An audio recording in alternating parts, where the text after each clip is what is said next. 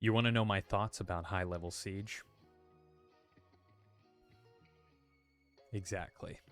Okay, so today's video is going to be a little bit different. So for context, right?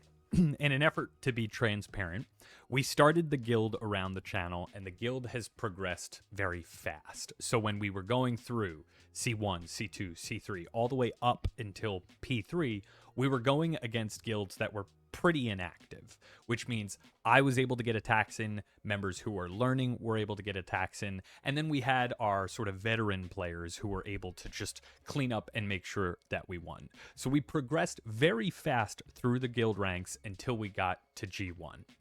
That is where we are at now.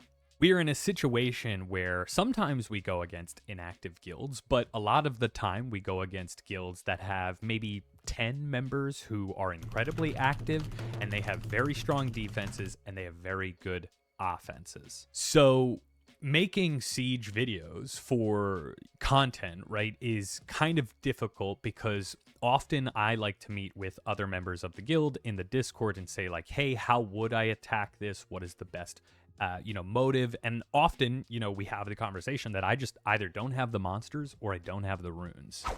So when I attack in Siege, I'm often with Discord members because I'm asking like, how would I attack this? I'm trying to get a better understanding of what it means to attack, to understand how a defense is going to work.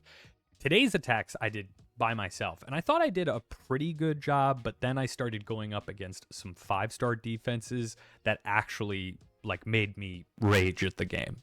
So today's video, I just kind of want to watch my replays with you, and I'm curious about your thoughts on certain attacks, if it was my fault, if I didn't team correctly, and then also like, what did I just lose because of RNG? Because there are definitely a few games that feel like RNG took place, but I know that I did not do a good job with certain attacks. So let's go through them today and just talk about what happened. So the first attack was relatively simple. My mindset was Bernard is going to boost the team. Tyrion is going to try and control, and then it was just going to be sniped out by this Claire. So my thought process behind the battle was, if I take Triana, then the one shot from Claire will most likely not work. Veramos can cleanse the free. Oh no, he doesn't cleanse freeze. He can cleanse what Tyrion would put the slow, and then basically Lyco would just be able to clean up from there. I knew I wasn't going to make it through the first round. Instead, I was just going to have to survive one, and then I would be fine. So that's essentially what happened. So we survived that. Here comes, that did basically nothing. I just healed and put up immunity on the team. So at this point, we still really haven't moved.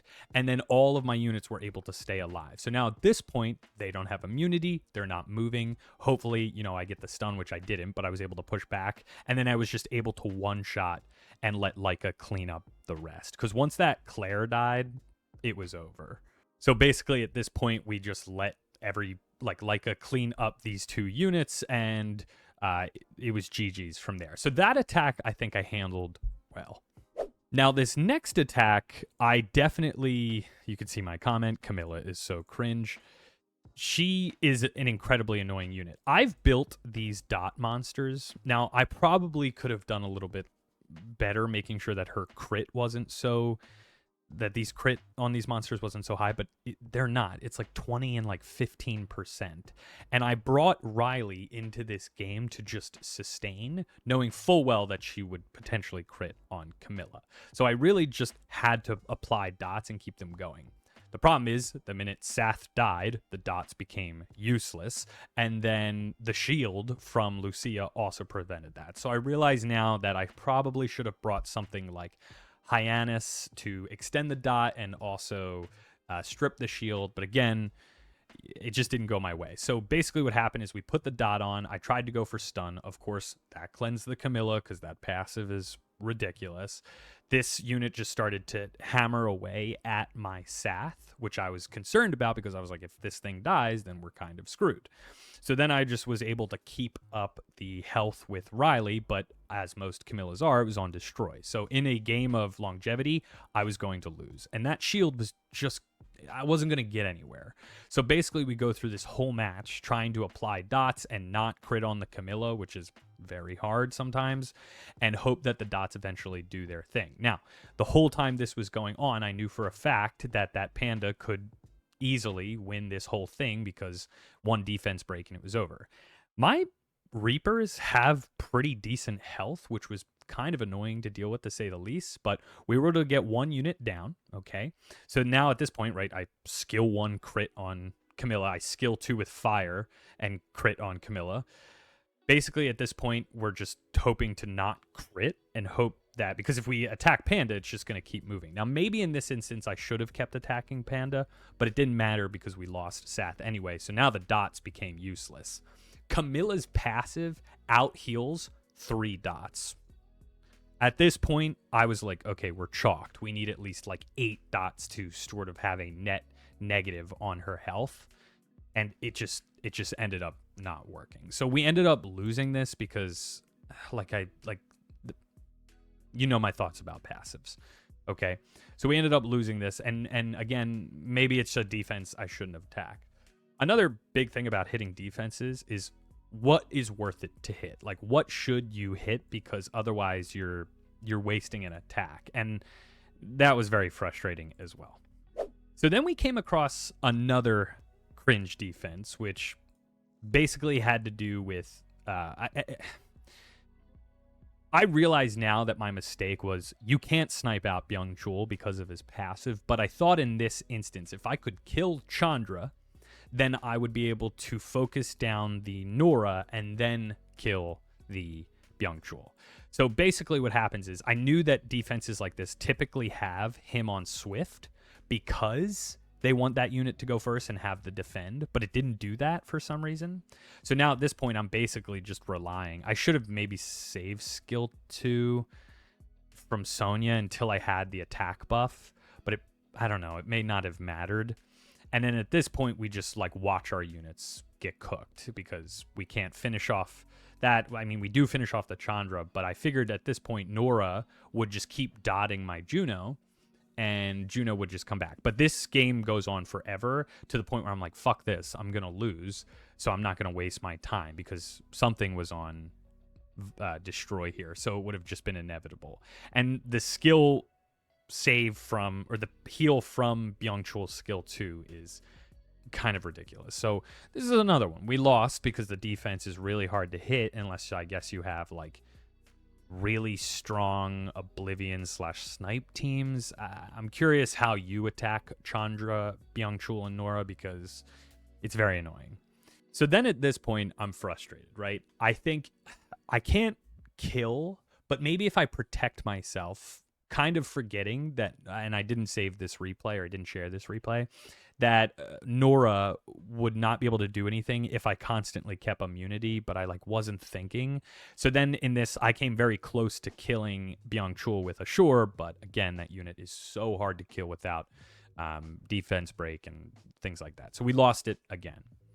Then I went to Summoner's War GTIO or whatever the hell it's called, and I was like, now it's personal. Now it was a personal vendetta. I was like, this fucking Byung-Chul can go to hell. So I went to the website and I looked up and it was like Feng Yen, Rakuni, and Lulu. Now, I like that website because basically it gives you like, here are the monsters. But everything else, unless somebody adds a defense strategy, you have to just guess.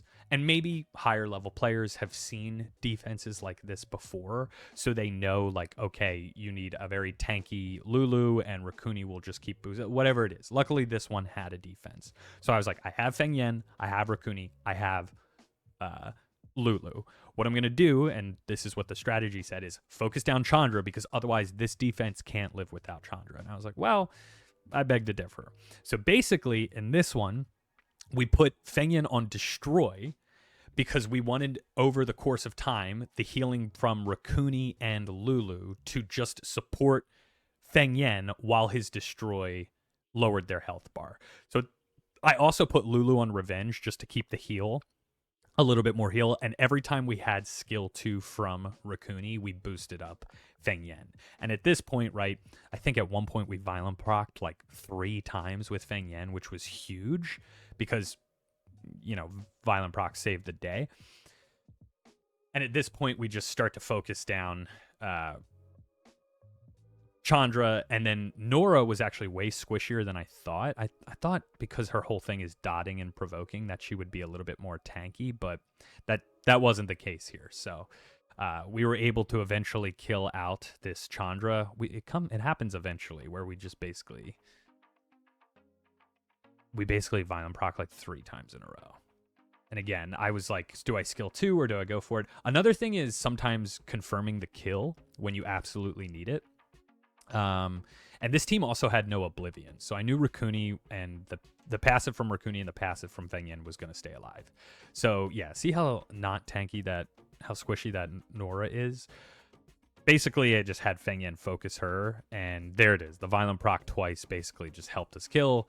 Defense break, we kept it up. There was another instance where it was like, don't put immunity on units if you can. I guess Nora has something, I kind of forget what Nora does when she strips immunity, but I guess adds more dot for every buff that you have.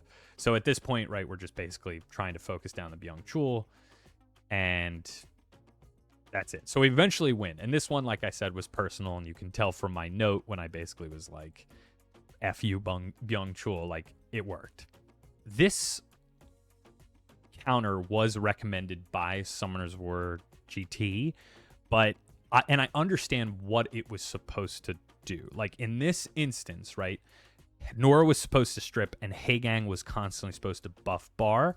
So basically, Riley would sustain and put buff. It would get stripped by potentially skill 1 of Chandra and Nora, and then that would move up a sheer. So I put El Sharion on like a pretty high damage set. I think my mistake was not putting him on Will. And I tried to focus down the Dominic, and Dominic violent procced 3 times and killed like Hagang right off the bat. So I was like, great. Personally, I think they should limit the number of violent procs you can get in Siege, but that's just me. So we failed that, and that was pretty frustrating. Then we moved on to another attack. I really like this team that I use, so what I'm about to say is about to be hypocritical. I love Tetra, and I hate Tetra. This unit I knew for a fact, like, if I just put enough defense and heal and let Ayunu clean up, we would be fine. Because what's going to happen? Bernard's going to boost, right? Then he's going to defense break. Then he's going to skill 3. The minute this unit comes back, it just absolutely cleans up. The second one also cleans up the Galleon. And then basically we were just able to survive from there. So I actually really like this as an anti-Lucian cleave if you're looking to run this because of the passive of Darien. And I put my best Rage Blade set on Ayunu, and it was GG. And then finally, the last attack we had. Again, this is a learning process, so I'm looking for constructive feedback in the comments about what I should have done, what I should have avoided, things like that. This was another personal vendetta because I kept thinking to myself, I first attacked this team with a boost, Gojo, and so I boosted up, right? And then I wanted to skill 3 Oblivion, but she didn't. I took a gamble if Tetra had Will on, which I guess I should assume. Then I was like, wait a minute, that Tessarion's very tanky, which means Perna's probably not going to be able to kill it. This is the support Perna. I probably should have brought something else, but this is an example where I'm like, I hate Tetra because that passive is insane. So I got really close to killing units a couple of times, and then I think I did kill one of the units, and then immediately it was brought back by the Wind Angel. So like basically I was like, this sucks. Like I can't do anything. I'm totally hoping that Oblivion works, and Oblivion doesn't even matter because they end up proccing out of it anyway. So couple of times that unit almost died, and then we were left here. So we basically lost this because Tetra is an insane 4-star.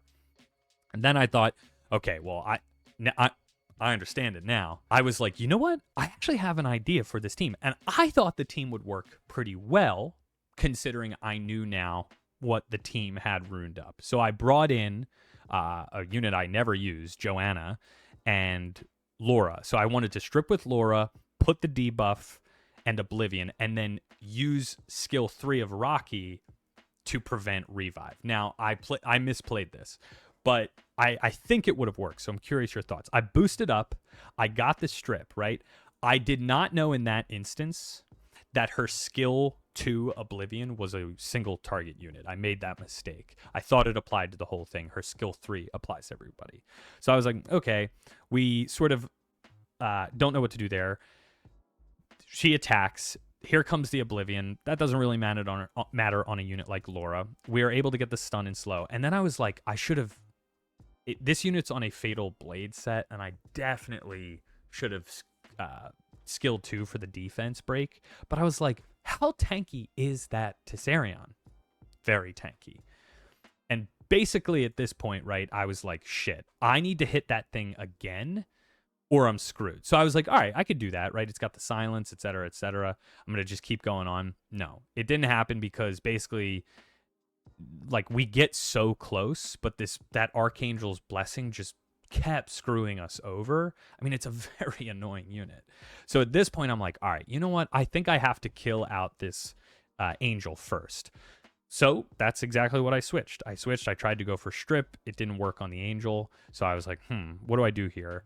That unit's too tanky. I don't think I'm going to kill it. I also don't have skill 3 yet. I'm missing skill ups on Rocky. So I was like, So I'm still pushing back and forth, trying to decide who I should kill here because it's basically just not working. I figured Joanna would be good because the anti-cleanse. And then I was like, I don't know. What would you have done here? Because that Tessarion was very tanky, but also did a good amount of damage. So I was just going to keep focusing on it. And then, of course, Tetra goes, and maybe right there is when I should have killed Tessarion, but I don't think I would have had the ability to do so. So I don't know. I ended up losing this, and this is kind of an instance where I'm like, yeah, like Siege is getting really difficult. But I'm happy to keep learning, and I am actually having fun with it.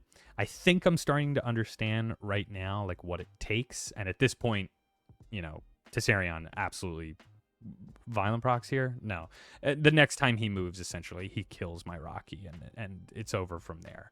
Now, my personal opinion is, why can Tetris basically save and solo a 2v2? I don't know. Not for me to decide. So other than that, you know, I think I had the right idea. I just didn't execute it well. I'm curious your guys' thoughts. Let me know. And good luck in your summons and your siege.